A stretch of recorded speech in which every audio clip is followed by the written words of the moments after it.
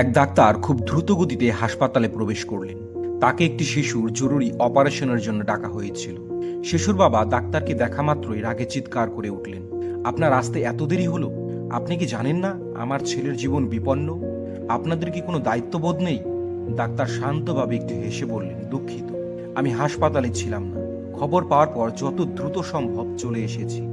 এখন দয়া করে শান্ত হন, যাতে আমি আপনার শিশুর প্রাণ বাঁচাতে পারি। অপারেশন বেশ কয়েক ঘন্টা ধরে চলল এবং তা সফল হলো।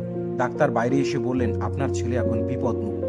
এটুকু বলেই তিনি না থেমে সেখান থেকে চলে গেলেন।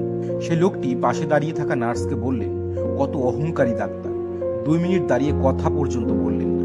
নার্সের চোখে জল চলে এলো। তিনি বললেন, গতকাল একটি সড়ক দুর্ঘটনায় ওনার ছেলের মৃত্যু হয়েছে। যখন আমরা ওনাকে কল করি তখন তিনি তার ছেলের শেষকৃত্যের কাজে ব্যস্ত ছিলেন।